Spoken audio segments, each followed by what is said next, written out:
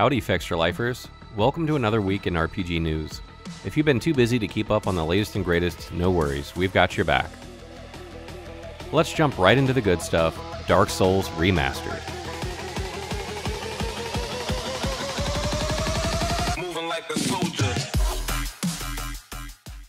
Just a few days ago, the long-awaited Dark Souls Remastered was finally announced, and it will be coming to the PlayStation 4, Xbox One, PC via Steam, and for the first time ever on a Nintendo console with a Nintendo Switch. The game will launch worldwide on May 25th, 2018 for all platforms. Some improvements include, the remake runs at 1080p on the PS4 and Xbox One with 60 frames per second. Native 4K resolution on PC. The remaster renders upscaled 4K on the PS4 Pro and Xbox One X. The remaster will feature up to 6-player online just like Dark Souls 3. The multiplayer now has dedicated game servers rather than peer-to-peer. Also announced was the pricey Dark Souls trilogy, which clocks in at a hefty $500 USD and includes all 3 Dark Souls games and their DLCs, Dark Souls Remastered, Dark Souls 2 Scholar of the First Sin, and Dark Souls 3 The Fire Fades Edition. Also added are CD soundtracks for each game. Further included are bookends with an Elite Night and a bonfire, Dark Souls Trilogy item encyclopedia listing all items found in all games, Dark Souls Trilogy memorable art set, featuring iconic scenes and characters from all the games, and a unique bust figure. Currently, the trilogy is only available for the Japan region, but will keep you updated if a European or Western release is announced. You can check out all the pictures and get the details right over on the blog. Over the past week, Capcom has made some awesome announcements, with the most important one being that there will be a third beta round of Monster Hunter World that's just weeks away from release. This upcoming beta will be the final session and will be set a week prior to the game's official launch in order to do some last-minute stress tests on its online servers. Unfortunately, once again, the beta will be a PlayStation 4 exclusive, and as with the previous beta, a PlayStation Plus membership will not be required. Since it's the conclusive beta round, Capcom has decided to kick things up a notch, which should interest previous participants to go trek into Wildspired Waste once more. This time around, a 4th quest will be added that'll see players do battle with one of the Monster Hunter's fearsome large monsters, Nergigante. This will be the most challenging mission of the beta, testing the mettle of even veteran hunters. Furthermore, Capcom has shared more details on its free post-launch content by revealing the first DLC in the form of a new but terrifying monster, and it is described as one that must continually devour. Also, the Elder Dragons will be making a comeback, as showcased in a brand new trailer that you can check out along with the beta's date and region times, and the free DLC all over on the blog. It's been ages since we last heard anything on Cyberpunk 2077, Studio CD Projekt Red's highly anticipated sci-fi RPG, and the last time we did hear about it were either from rumors, leaks, incidents, and such, but nothing official from the developers themselves. However, things have changed when a simple tweet from the game's official Twitter let out a sign of life, finally breaking the silence. The tweet was simply a beep, an electronic tone. As simple as it is, it's still great news that stirs up hopes and emotions, as this could mean that we may soon get an announcement, an update of sorts from CD Projekt Red on this somewhat secretive RPG. This is certainly exciting, and stay tuned as we'll follow up on this once more word on Cyberpunk 2077 arises.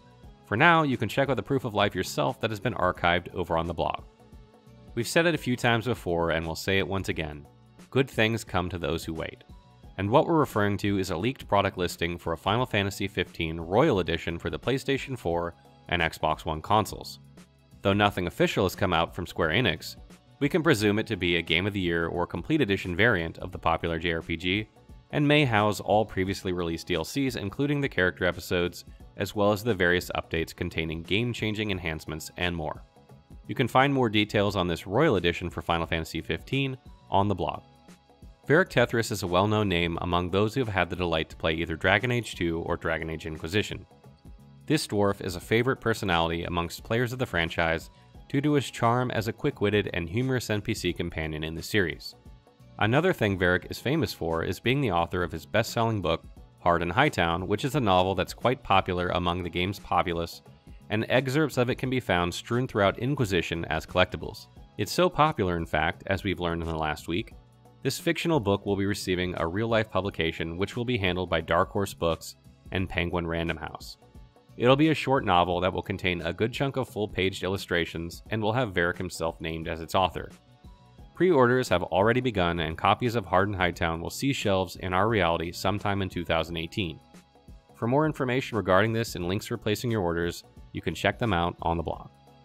With its release just next month, Bandai Namco Entertainment has shared the details on the pre-order bonuses players in the West can expect for the upcoming JRPG shooter Sword Art Online Fatal Bullet, and it shares some similarities with the Japanese version of the title.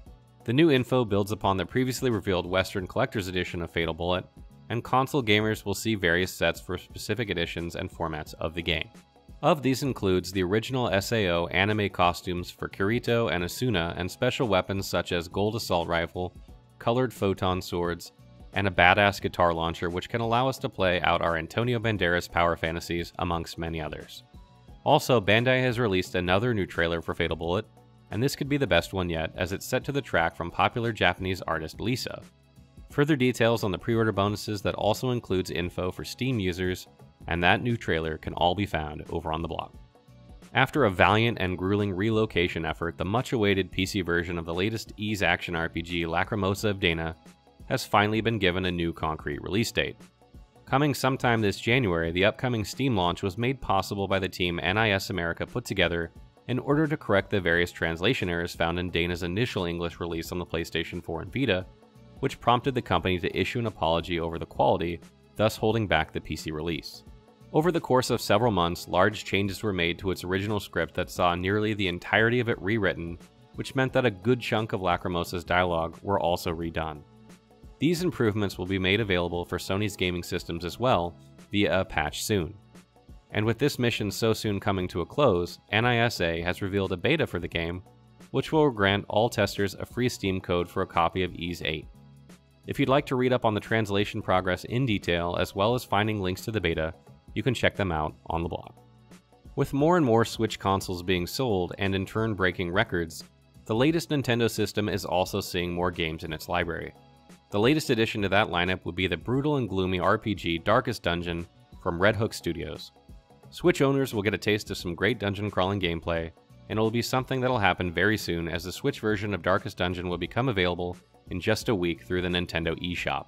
Also, the titles The Crimson Court and the Shieldbreaker add-ons will also be downloadable from the online storefront, but as separate purchases from the base game. And on the topic of DLCs, the studio has also mentioned that they'll share release details on their upcoming The Color of Madness expansion at a later time.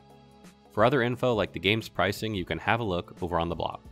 And now we've come to our final piece of news. Brought to you by developers Yummy Yummy Tummy and Mintsphere, the 2D action RPG Fallen Legion Plus is now available for purchase on Steam. At a glance, Fallen Legion is reminiscent of Vanillaware's Dragon's Crown in both its art direction and gameplay, but once you get your hands on it, you'll find that it's a completely different beast. This 2D action RPG has a seemingly simple but ultimately complex battle system where players can string together a variety of combos to undo their foes. These combos are formed from your party members, whom each one represents a specific attack type. And, apart from combat, players will be faced with consequential choices that have direct influences on the story. Fallen Legion was initially released in the middle of last year as two separate games, Sins of an Empire on PS4 and Flames of Rebellion for PS4 and PS Vita. Each title featured its own set of characters from opposing sides of a conflict, and Fallen Legion Plus for PC combines them both in a single release for your enjoyment. You can check out more on the game on the blog, which also includes screenshots and a trailer, all waiting for you. That's a wrap for the week in Wikis. We're looking forward to another great week of gaming fun. Don't forget to check out our VIP program for some exclusive supporter benefits, and budding writers should take advantage of our Become an Author initiative. Thanks for a great week, and as always, keep checking in with us for news reviews, YouTube streams and vids, and general wiki goodness. Follow us on social media for all the latest and greatest. The more followers we get, the larger the army of the Fexus grows.